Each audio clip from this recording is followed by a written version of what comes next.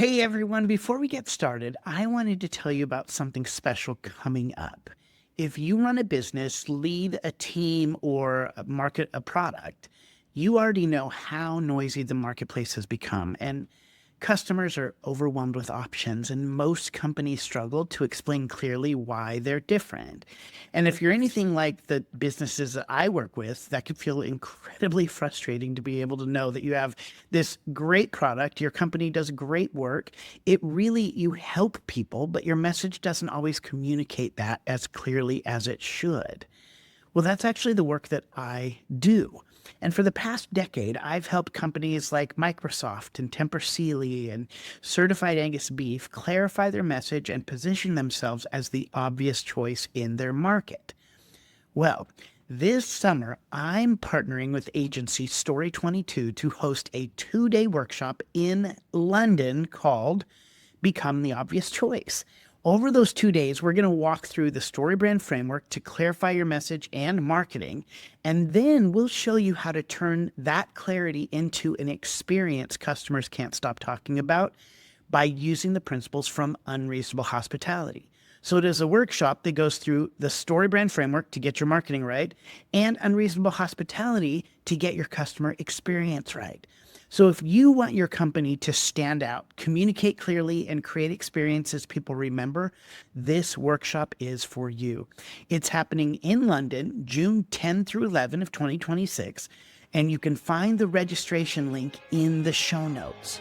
All right, with that, let's get into today's episode.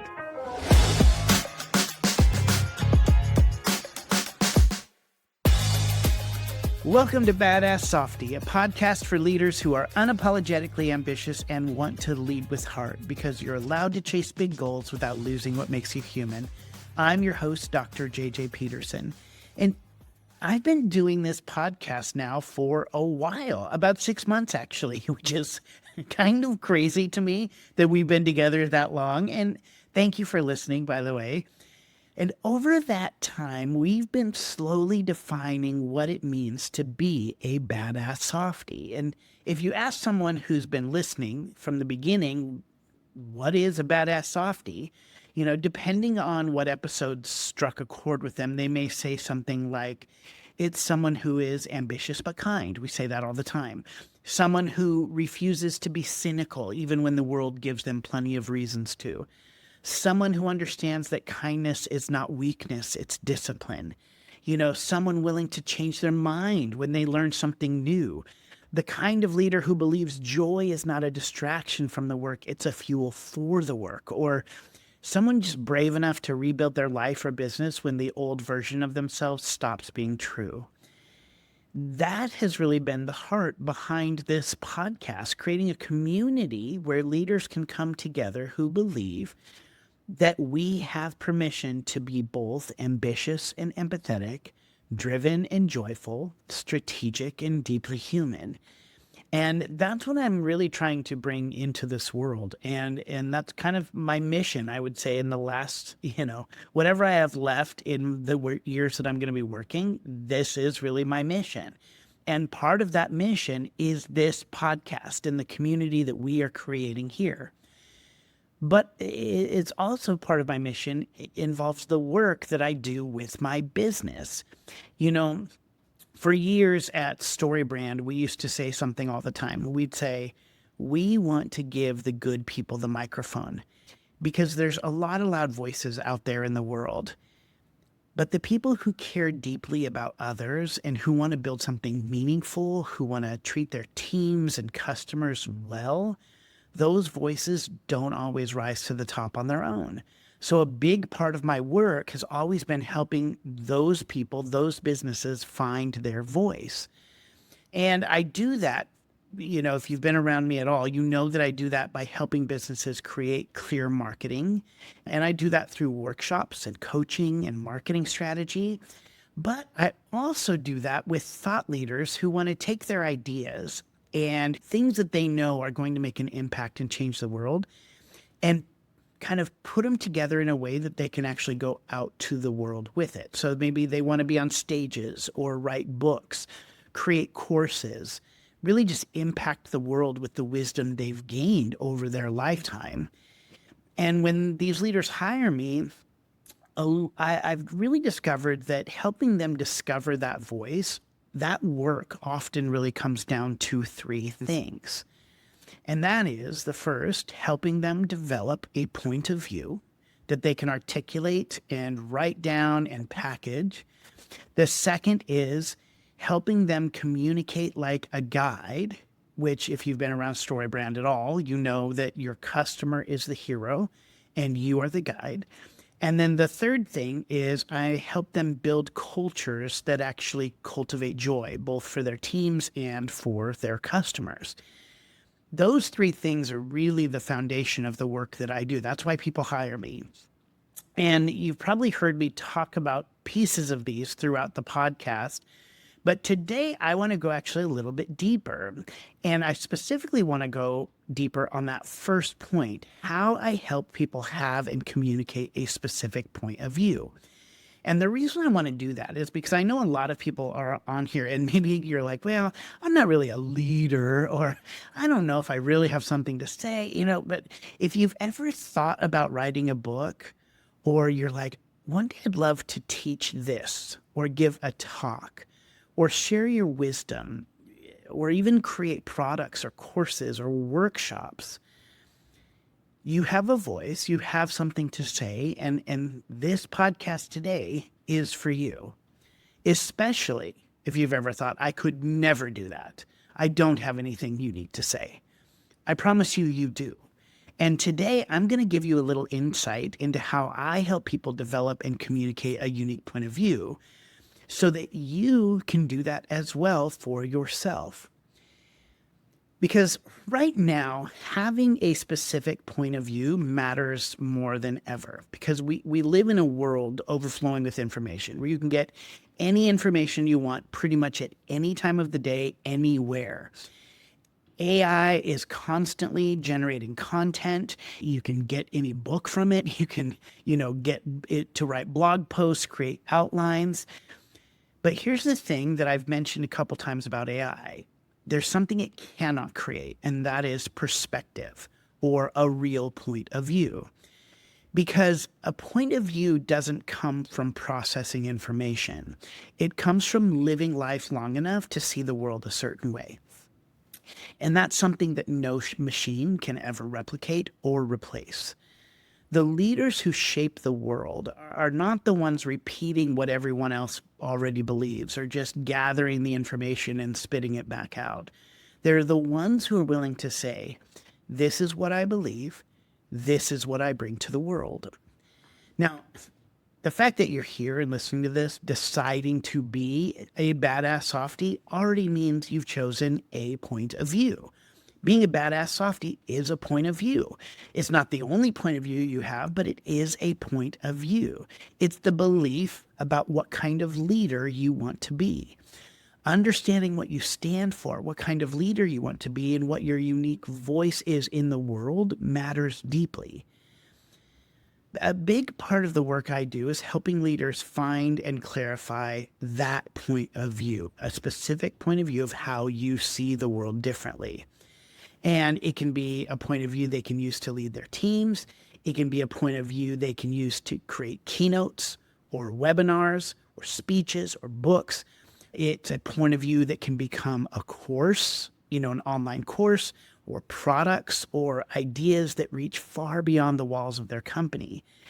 And when I help leaders uncover that voice, there are a few things I always look for. And that's really what I want to give you today, because I believe everybody has a unique voice. You just have to find it.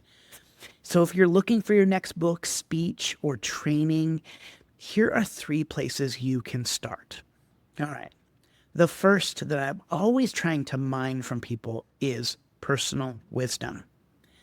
Not just expertise, not information, wisdom.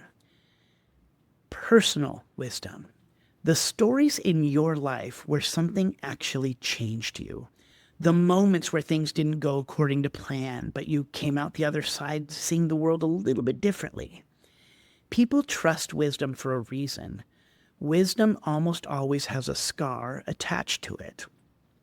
Information can come from anywhere, but wisdom usually comes from a moment where something broke, something failed, or something hurt, and you saw the world differently on the other side. AI has information. Other people can even have greater expertise, but nobody has your wisdom. I was working with a client recently who wanted to write a book on leadership, and two of his main points were that leaders need to be A, resilient, and B, they need to recover from failure well. Now, these are good points. Failure recovery and resiliency, great. Those are really good points, but they're not unique, right? Lots of people talk about resilience.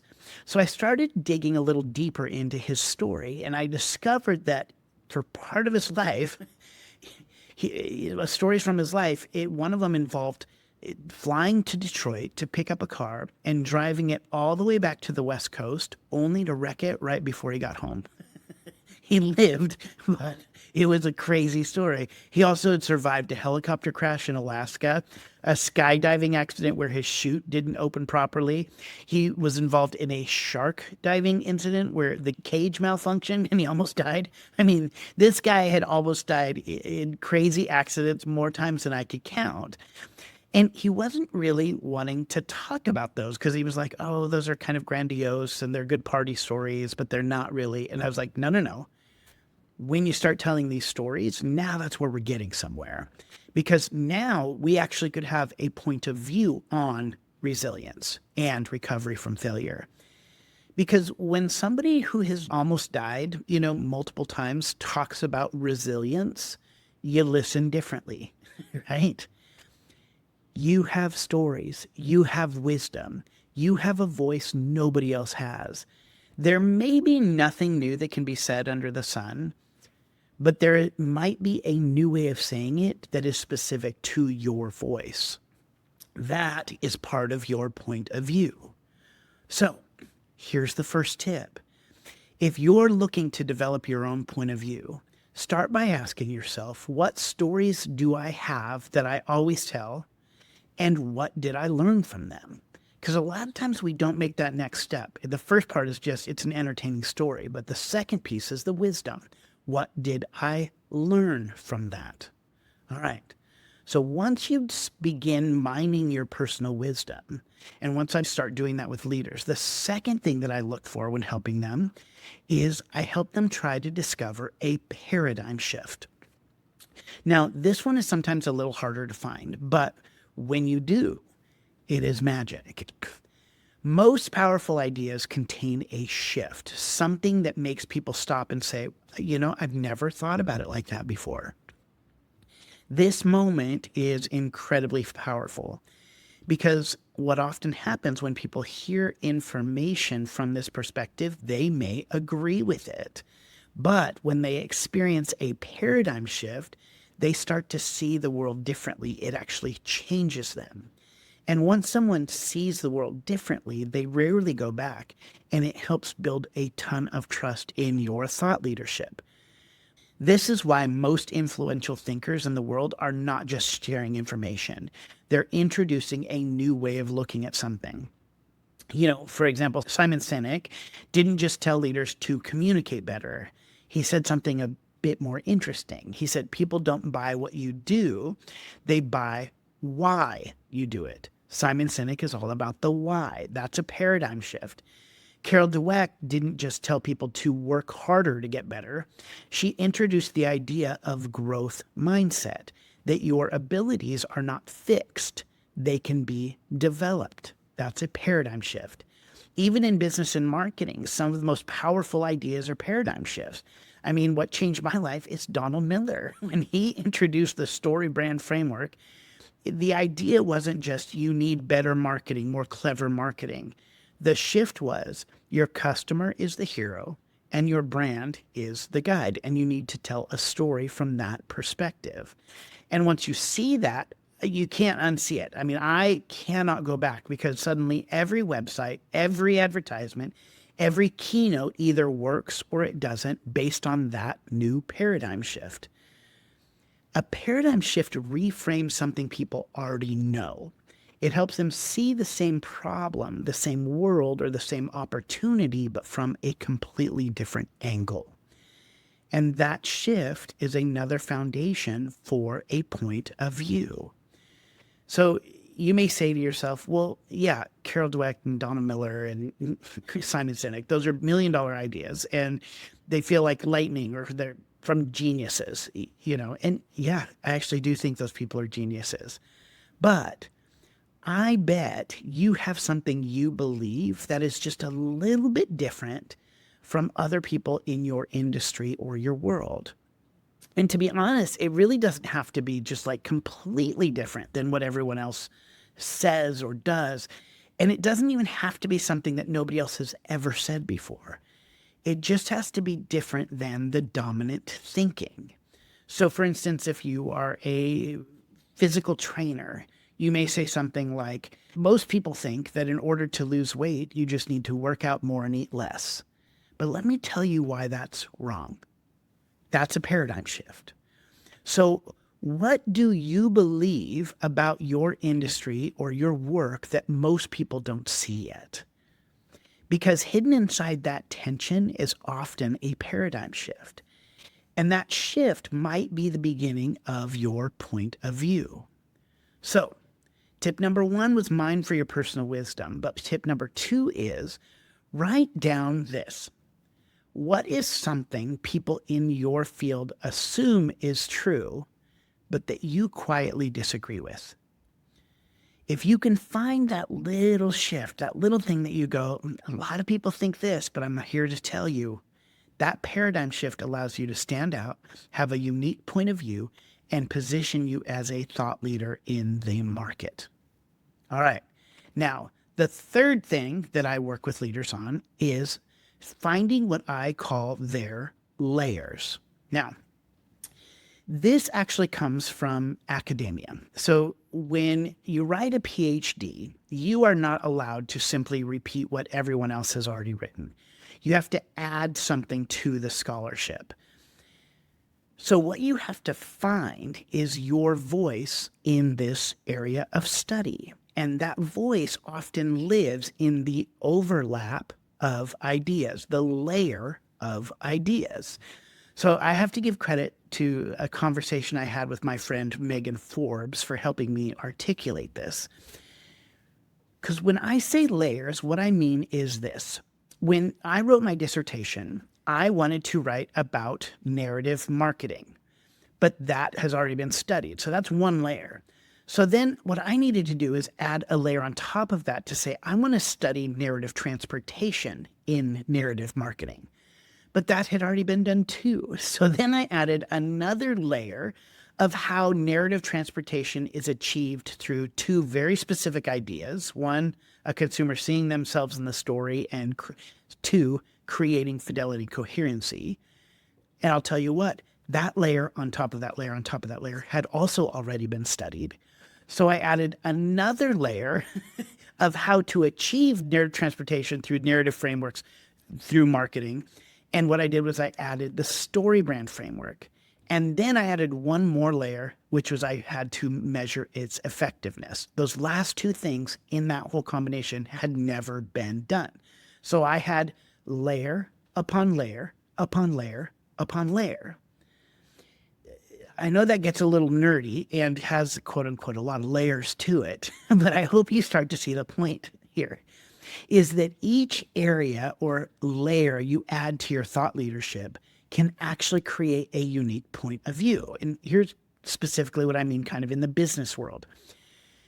You may want to talk about vulnerability in leadership, but I would say Brene Brown kind of owns that space on vulnerability.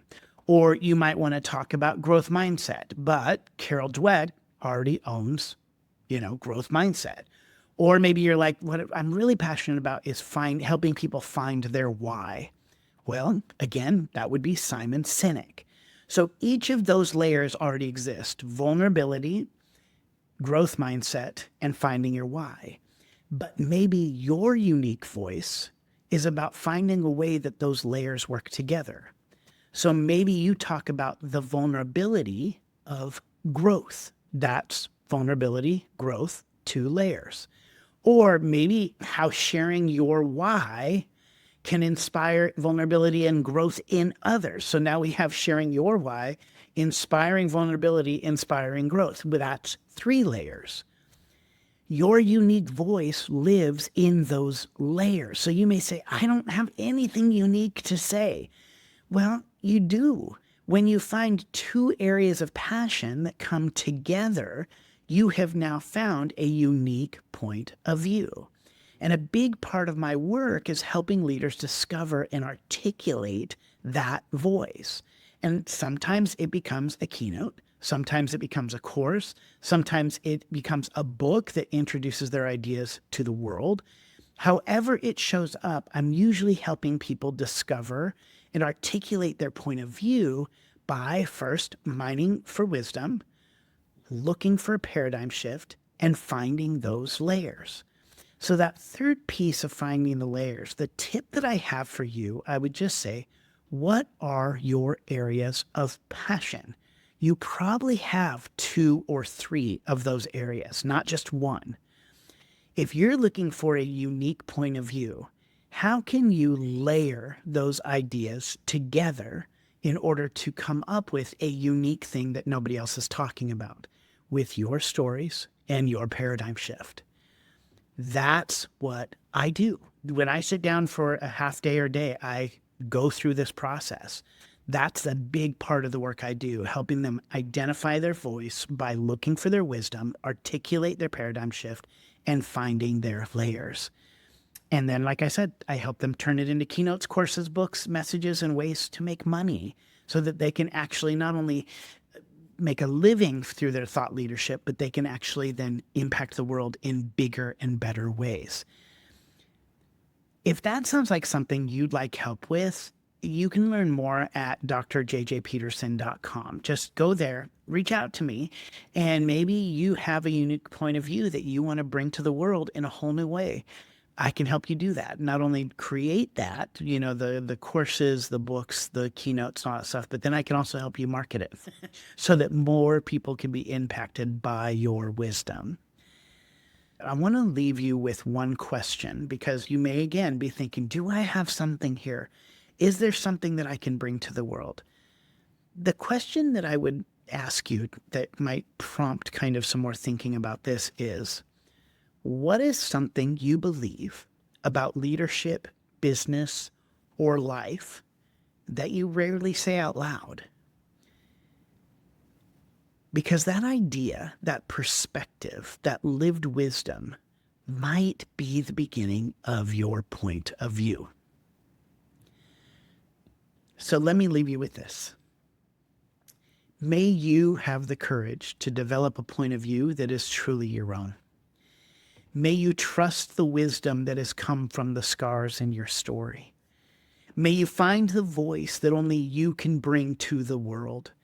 And may you build something meaningful that reflects both your ambition and your heart. Because we believe you can be both ambitious and kind, fun and driven, powerful and deeply human. Your leadership can inspire, your success can have soul, your ambition can make space for everyone.